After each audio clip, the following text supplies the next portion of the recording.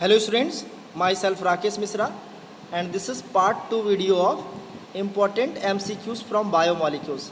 As you all know, our lesson from chapter 1 to 10 is clear and there is no still any lessons are pending that you need to revise or you need to learn.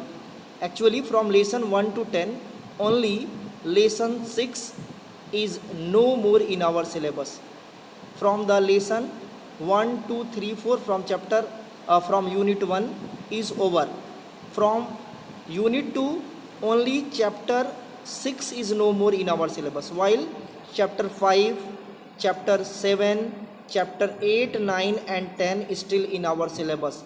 And out of them from the unit 2nd, here my advice for all the students of class 11 is to learn properly about the biomolecules, because the chapter biomolecules is very complicated than the other chapter, because from this chapter you will learn the chemistry of biology. Chemistry of biology is very long and that may be very long chain of polymers and their synthesis, that is the polymerization. So each and every video from this lesson is very important.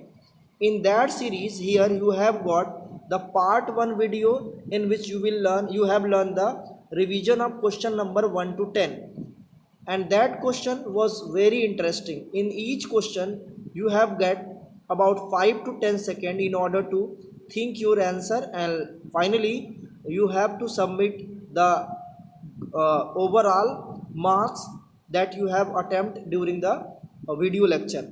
In this video lecture you will learn the revision of question number 11 to 20.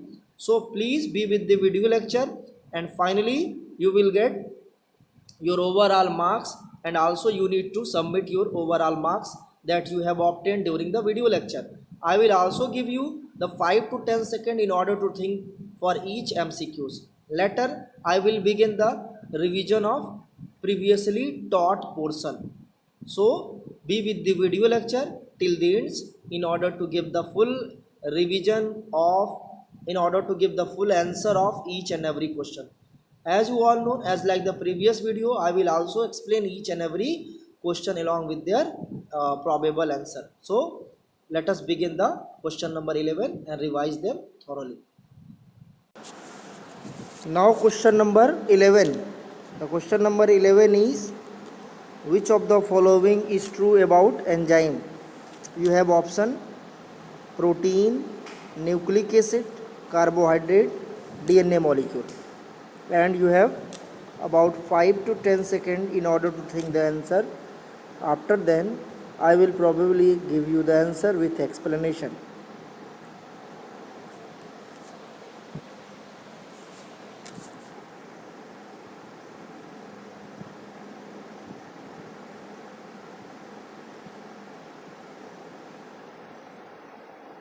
Your time is over. Enzymes are protein. The answer is A. Enzymes are protein.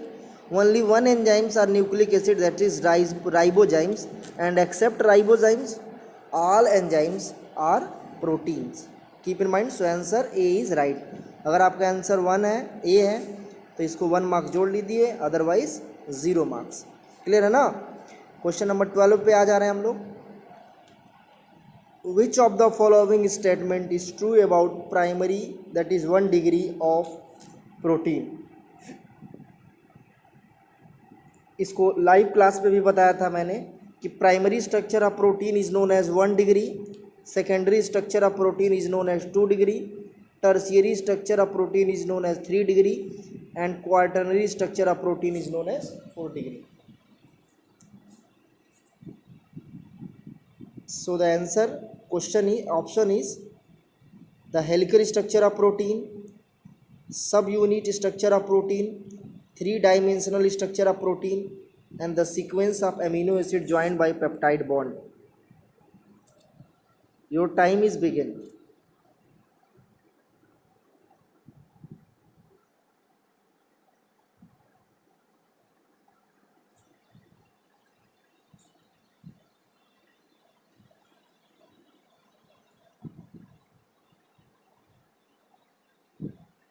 The right answer is the sequence of amino acid joined by peptide bond. The sequence of amino acid joined by peptide bond enable the 1 degree of protein. Structure में ऐसे बताया गया होगा, सब लोगों को ध्यान से सुनना है। एमिनो एसिड का एक सीक्वेंस पेप्टाइड बॉन्ड से ऐसे जुड़ता है, ठीक है। फिर अमीनो एसिड, दूसरा अमीनो एसिड तीसरे अमीनो एसिड से जुड़ता है, ये उसके बाद चौथा अमीनो एसिड तीसरे से जुड़ता है, पांचवा चौथे से जुड़ेगा, छठा पांचवें से जुड़ेगा। तो बीच बीच में ये सब पेप्टाइड बॉन्ड है और ये सब क्या है, ये सब अमीनो एसिड है। So amino acid by the peptide bond form the 1 degree structure of protein, that is primary structure of protein. Clear है ये बातें? योर टाइम ओवर हो चुका था। अगर आपका आंसर सही है तो 1 मार्क्स ऐड करिए, otherwise 0 marks. Now question number 13. Question number 13 is which of the following disease is caused by protein deficiency? Anaemia, kwashiorkor, hypothyroidism and all the above.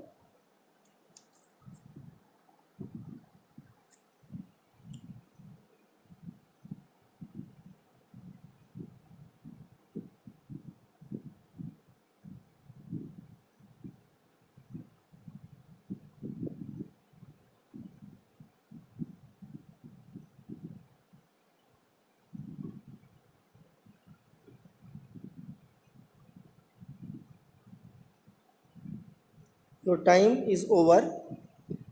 The answer about protein deficiency disease is kwashiorkor. Kwashiorkor are the example of protein deficiency disease.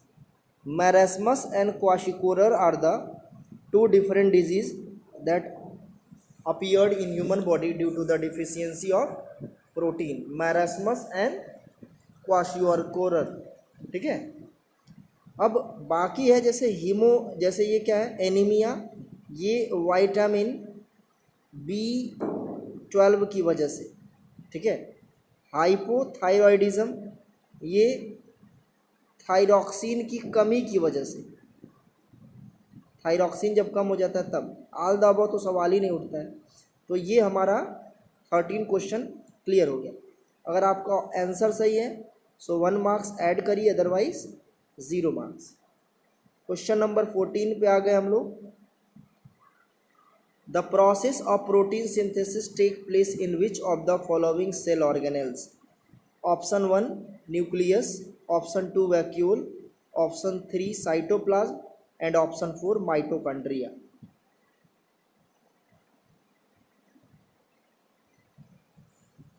You have 5 to 10 minutes, 5 to 10 seconds.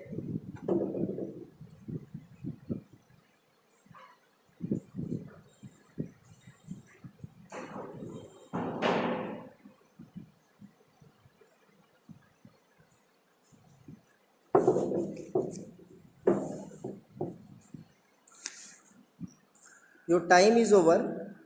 The answer is the process of protein synthesis take place in which of the following cell organelles? The answer is cytoplasm. Actual में देखो बहुत important concept है, इस पे सबको ध्यान देना है। सेल होता है, ये सेल, और सेल के सेंटर में क्या होता है, न्यूक्लियस। न्यूक्लियस में डीएनए है और इस डीएनए से आरएनए बनता है। क्या बनता है, आरएनए। इस प्रोसेस को हम लोग कहते हैं ट्रांसक्रिप्शन। क्या बोलते हैं हम लोग, ट्रांसक्रिप्शन। और ट्रांसक्रिप्शन हो जाने के बाद आरएनए निकल के आ जाता है साइटोप्लाज्म में, ठीक है। और इस साइटोप्लाज्म में इस आरएनए पे होता है प्रोटीन सिंथेसिस, आरएनए से प्रोटीन सिंथेसिस। और इस फिनोमिनन को बोलते हैं हम लोग ट्रांसलेशन। ट्रांसलेशन, हालांकि ये हाई लेवल के क्वेश्चन है, फिर भी आपको प्रोटीन से रिलेटेड, कार्बोहाइड्रेट से रिलेटेड अगर आपको डाउट है तो हम लोग डाउट को क्लियर कर लेते हैं, ठीक है ना। तो ट्रांसक्रिप्शन और ट्रांसलेशन दो इवेंट्स हैं। ट्रांसक्रिप्शन होता कहाँ है, ट्रांसक्रिप्शन होता है न्यूक्लियस में, और ट्रांसलेशन एक्चुअल प्रोटीन सिंथेसिस है जो कहाँ होता है, साइटोप्लाज्म। ठीक है, तो ऑप्शन सी है। अगर आपका आंसर बाई चांस सही रहा होगा तो 1 मार्क्स जोड़िए, अदरवाइज 0 मार्क्स। 15 नंबर पे आ गए हम लोग। विच of the following hormones decrease the blood glucose and increase Uptake of glucose in various tissues like skeletal muscle adipose tissues. कह रहा है इसमें से कौन सा हार्मोन ऐसा है जो ब्लड ग्लूकोज लेवल को डिक्रीज करता है और इंक्रीज क्या करता है, ग्लूकोज की इफिशियंसी को एब्जॉर्ब करता है, जिससे ब्लड का वॉल्यूम जो है जिससे ग्लूकोज का वॉल्यूम ब्लड में कम होता है। ठीक है, ऑप्शन ए क्या है, इंसुलिन, कार्टिसोल, ग्लूकेगॉन, एपिनेफ्रिन। आप थिंकिंग करिए कि इसमें से कौन ब्लड ग्लूकोज लेवल को घटाता है।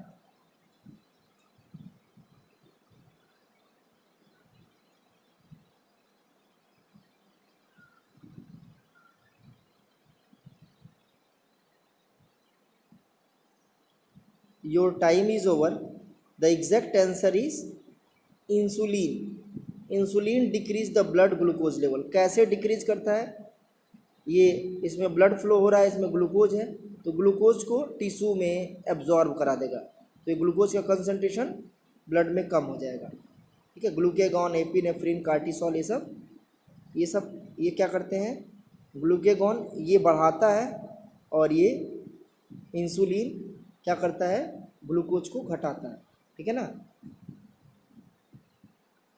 Question number 16, which of the following biomolecules simply refers to as stuff of the life.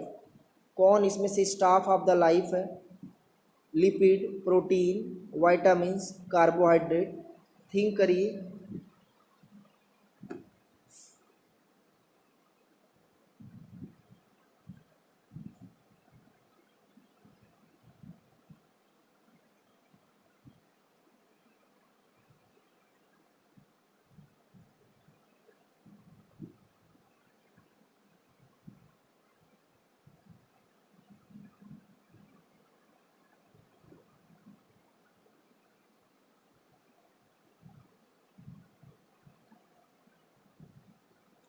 Your time is over. The carbohydrates called as stuff of life. ये स्टाफ ऑफ लाइफ है, life के हर एक events में carbohydrate की जरूरत पड़ती है। ठीक है ना, तो ये आप आंसर में डी, अगर आंसर आपका सही है तो 1 मार्क्स ऐड कर लीजिए, otherwise 0 marks. 17, which of the following is the simplest form of carbohydrate. कौन सबसे सिंपलेस्ट फॉर्म है कार्बोहाइड्रेट का, carboxyl group, aldehyde and ketone group, alcohol and carboxyl group, hydroxyl group and hydrogen group. Think करिए।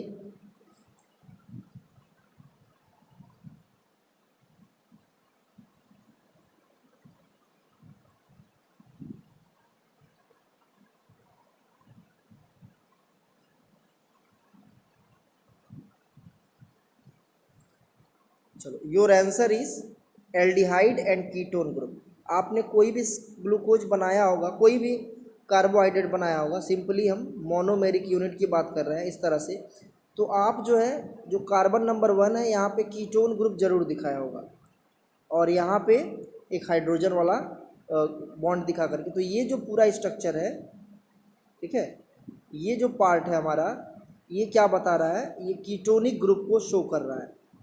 ये क्या show कर रहा है, कीटोनिक ग्रुप को शो कर रहा है, कीटोन को शो कर रहा है। ठीक है ना। और इसके बाद कभी कभी आपने स्ट्रक्चर को देखा होगा ध्यान से, तो एक स्ट्रक्चर ये भी, इसको अगर हम काउंट कर लें, ठीक है, तो ये पूरा पार्ट जो है एल्डिहाइड ग्रुप को रिप्रेजेंट कर रहा है, CHO। ठीक है, तो ये हमारा जो है एल्डिहाइड एंड कीटोन ग्रुप का ये सिंपलेस्ट फॉर्म है। ठीक है ना। नेक्स्ट आते हैं 18 पे। विच of the following is the most abundant biomolecule on earth. कह रहा है इसमें से कौन सबसे अबंडेंट बायोमॉलिक्यूल है अर्थ पे, lipid, protein, carbohydrate, nucleic acid.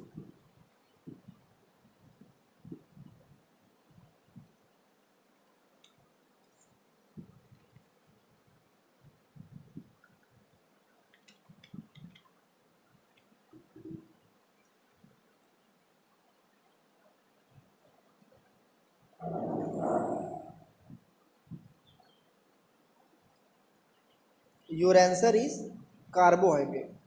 Carbohydrates are the most abundant biomolecule on earth. ये अगर आप लाइव क्लास में रहे होंगे, देखे होंगे, तो इसको मैंने लाइव क्लास में बताया था। और कार्बोहाइड्रेट से रिलेटेड वीडियो भी आपको अपलोडेड है, इसमें आपको बताया गया होगा कि मोस्ट अबंडेंट जो हमारा बायोमोलिक्यूल्स है अर्थ पे, वो क्या है, कार्बोहाइड्रेट। प्लांट्स के सेलुलोज से लेकर के आपके अंदर के जो ग्लाइकोजन है, ये सब कार्बोहाइड्रेट्स ही है, ठीक है ना। तो ये हमारा ऑप्शन सी है। अगर आपका सही है तो 1 मार्क्स, अदरवाइज 0 मार्क्स।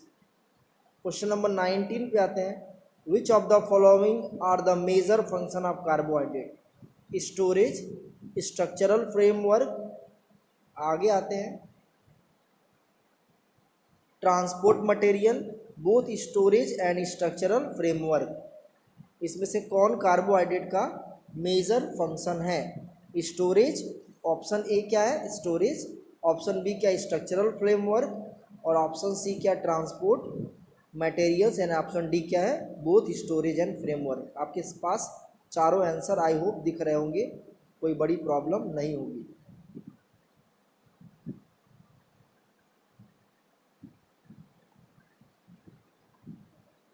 चलो आंसर हम बता दे रहे हैं। आंसर क्या है?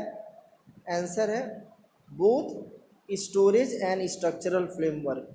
हमारे बॉडी में जो ग्लाइकोप्रोटीन है, ठीक है, यानी ग्लाइकोजन के साथ प्रोटीन, वो फ्रेमवर्क बनाते हैं। स्टोरेज का काम भी यही करते हैं। Reserve food material, glycogen, starch, ये सब स्टोरेज के फॉर्म में अवेलेबल आते हैं। तो ये हमारा क्या है, ये हमारा है इम्पोर्टेंट फंक्शन ऑफ कार्बोहाइड्रेट, ठीक है। सही है तो 1 मार्क्स, अदरवाइज 0 मार्क्स। आते हैं 20 क्वेश्चन पे। विच of the following is general formula of carbohydrate? बोल रहा है इसमें से कौन कार्बोहाइड्रेट का जनरल फार्मूला है? C4H2ON, C6H2ON, CH2ON, C2H2ON, COOH। Think करिए और बताइए।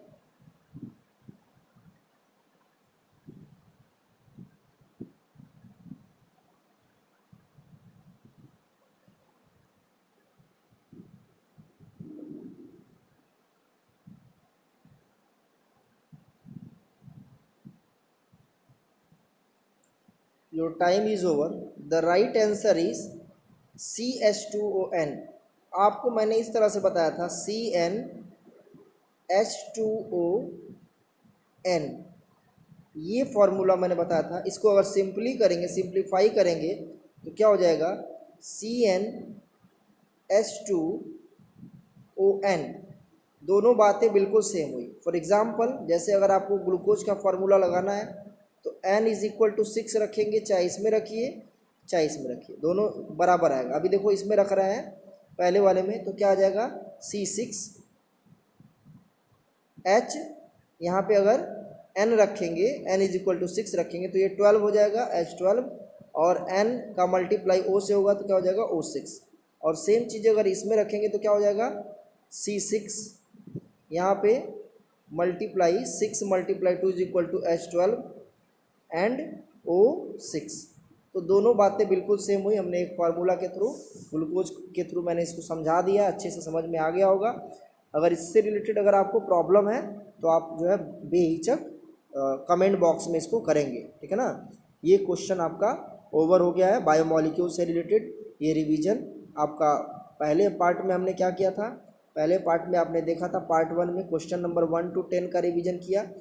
पार्ट 2 में आप 11 to 20 को रिवाइज कर लिए, ठीक है। एक पार्ट और है, ये है 12 to 30। ये नेक्स्ट वीडियो लेक्चर में मैं इसको रिवाइज करूँगा, ठीक है। आप ये क्वेश्चन सारे आप कॉपी में लिख डालेंगे, ये PMT लेवल के क्वेश्चन है, और इसको नेक्स्ट वीडियो लेक्चर में 21 to 30 को यहाँ पे रिवाइज करूँगा मैं, ठीक है ना। ये 21 to 30 होगा, ठीक है। ये आप सही कर लीजिए, 21 to 30। ये नेक्स्ट वीडियो जो पार्ट 3 होगा उसमें 21 to 30 को रिवाइज करेंगे। क्लियर है ना। ये वीडियो आपका ओवर हो गया है। आई होप सारे कॉन्सेप्ट आपको अच्छे से समझ में आए होंगे। इसमें अगर कोई प्रॉब्लम आता है तो आप नेक्स्ट वीडियो लेक्चर से पहले जो कमेंट बॉक्स है उसमें लाइव क्लास या फिर व्हाट्सएप या फिर कहीं भी आप इसको बताएंगे सर इस क्वेश्चन को दोबारा से बताएं, उससे रिलेटेड मैं वीडियो नेक्स्ट जब बनाऊंगा तो आपका सजेशन एक्सेप्ट करके नेक्स्ट वीडियो में आपको ज़रूर सजेस्ट करूंगा। Thank you.